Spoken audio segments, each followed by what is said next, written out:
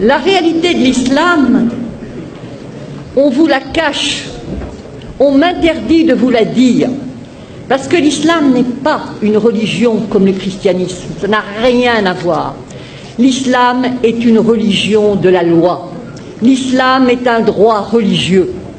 Et donc, ce droit religieux prend l'homme depuis le berceau jusqu'à la tombe et dans tous les aspects de sa vie.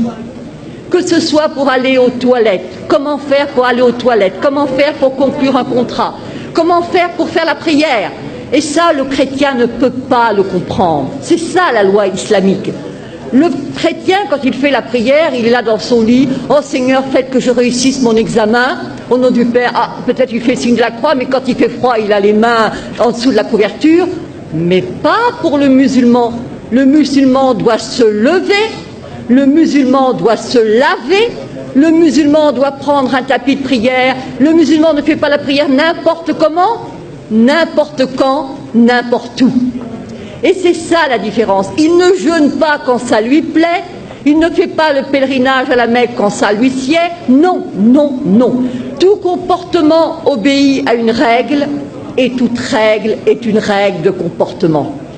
Et donc, ce qui se passe, c'est que les musulmans sont super piégés, super coincés.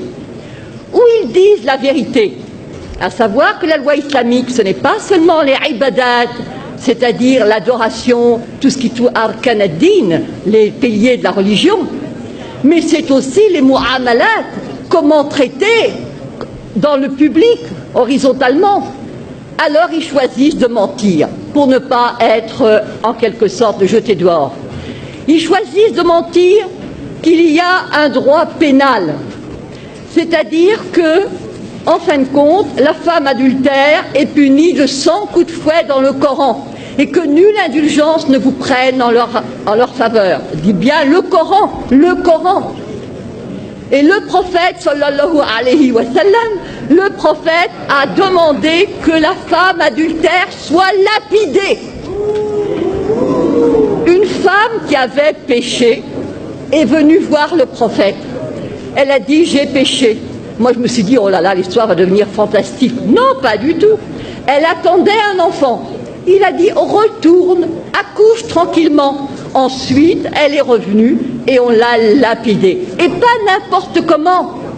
Avec des pierres pas trop grosses, elle serait tuée d'un seul coup. Non, des pierres de grosseur moyenne. La même chose quand on va aux toilettes, pas des pierres coupantes pour se couper l'anus, bien sûr que non. C'est-à-dire que, si vous voulez, tout est réglementé. La femme adultère, fouettée, après 100 coups de fouet bien donnés, vous ressortez en capilotade. Hein. L'apostasie est punie de mort. La consommation d'alcool de 80 coups de fouet. Le vol, la main coupée. Et dans le fiqh, c'est même la main coupée, le pied inverse, c'est ce qu'on appelle l'amputation croisée. Alors les musulmans, parce que ça fait partie de leurs droits religieux, choisissent de dire non, non, non, non, non, non, nous sommes comme les chrétiens. C'est pareil, les fils d'Abraham, patati, patata. Alors on les acclame. Je leur dis liberté. Oui, oui, oui, oui, liberté. Je leur pose la question. Est-ce que le musulman peut, est-ce que la musulmane peut épouser un non-musulman? Est-ce que le musulman peut se convertir à une autre religion?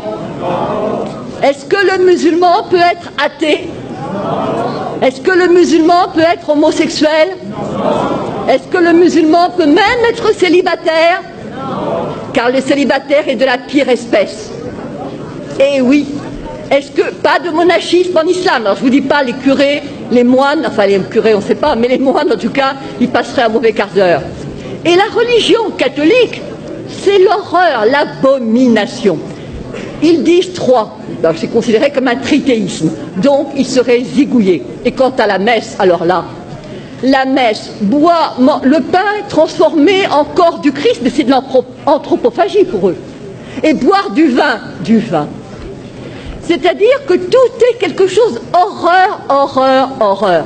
ce sont des moushrikoun, des associateurs, et c'est najas. Najas, c'est-à-dire impureté, saleté, cochonnerie. Alors, liberté, laissez-moi rire, il n'y en a pas. Mais alors, puisque de toute façon le musulman obéit à des règles, il est encerclé, emprisonné, on ne peut pas faire n'importe quoi, on entre dans les toilettes du pied gauche, on mange de la main droite, on ne mange pas n'importe quoi, on ne mange pas n'importe comment.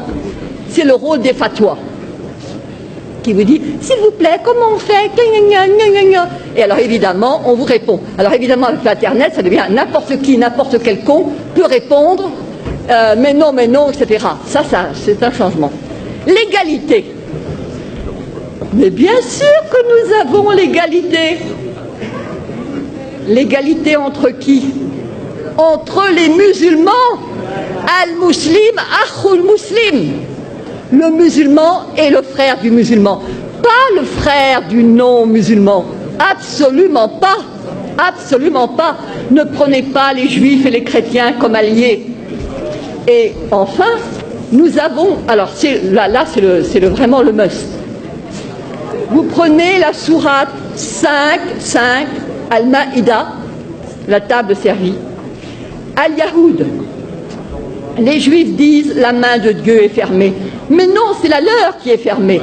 Et alors je passe, il est dit, écoutez bien ceci. Et certes, nous avons fait croître parmi eux la rébellion et la mécréance. Nous avons, alors, je dirais, et nous avons fait croître l'inimitié et la rébellion. Nous avons jeté parmi eux la haine jusqu'au jour de la résurrection. Yaoum al-Qiyamah. Vous voyez pour l'affaire d'Israël ce que ça signifie. Ensuite, il est dit, ce sont les Juifs qui allument la guerre. Ce sont les Juifs qui allument les guerres. Et c'est Dieu qui l'éteint. Et rappelez-vous, il y a eu une fatwa, il y avait eu des émeutes en banlieue, et monsieur Malek Chabel, musulman modéré, a écrit, mais il n'y a pas de guerre sainte en islam. C'est-à-dire, il a dit, en fin de compte, ce sont... il a cité de manière très habile que ce n'étaient pas les musulmans qui allument les guerres. Et tous ceux qui connaissaient le Coran ont compris. Parce que c'est sûr. Mais bien sûr que le problème... Alors, je me suis adressée au recteur de la mosquée de Paris, le charmant Dalil Boubaker. Je lui ai dit, comment trouvez-vous la première sourate du Coran? Il a dit, c'est le paternoster chrétien. J'ai envie de lui dire, alors crétin, le paternoster, alors commençons. Au nom de Dieu, le clément, le miséricordieux, etc. C'est toi que nous adorons. Iyyaka na'budu wa iyyaka nasta'in. Ihdina sirat al-mustaqim. Donc guide-nous dans la voie droite. Et alors là commence le suspense. La voie de ceux à qui tu as accordé tes faveurs. Sirat al-ladin, voilà, an'amta alayhim. Donc c'est la voie de ceux pour lesquels tu as été généreux. Sirat, alors, Ghayr mardoubi alayhim, la voie de ceux contre qui tu n'es pas en colère. Walad dallin, et ceux qui ne sont pas égarés. Alors moi j'avais apporté un commentaire. Pardon. Vous voulez... Non. Donc j'avais apporté un commentaire et j'ai dit devant tout le monde, évidemment, là vous ne comprenez rien, mais il y a le commentaire qui explique et que tous les musulmans pieux connaissent. Alors je regarde. Quels sont ceux à qui Dieu a accordé ses faveurs? Alors je vois al-Muslimoun ou al-Anbiya, donc les musulmans, les prophètes. Quels sont ceux contre qui Dieu est en colère? J'ouvre le tafsir, le commentaire, et je vois al-Yahoud, les juifs. Et ceux qui sont égarés, je regarde, et je vois al-Nasara, les chrétiens, les nazaréens. Et je dis, c'est ça, votre sourate première, le paternoster, et nos curés cons, qui font du dialogue islamo-crétin.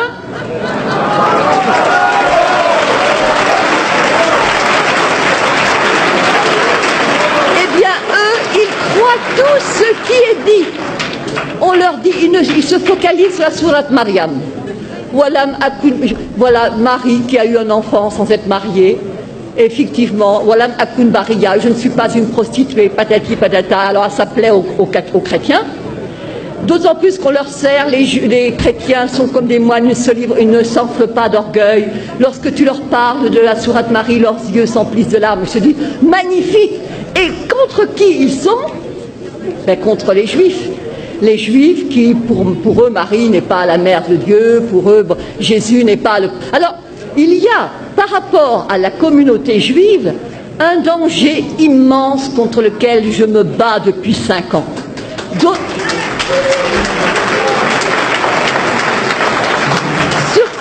Surtout à cause du problème d'Israël. Les gens qui combattent contre les Israéliens ne sont pas des gens du XXIe siècle.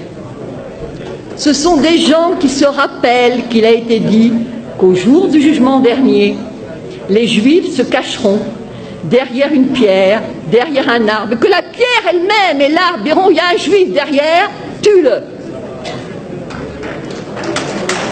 Alors comment laisser ces non-assistance à peuple en danger? Oui, bien sûr. Donc je dirais, l'islam n'est pas ce qu'on vous enseigne, l'islam n'est pas ce qu'on vous dit. L'islam est dangereux parce qu'il n'y a pas d'égalité, pas de liberté, pas de fraternité, pas de possibilité de s'en sortir.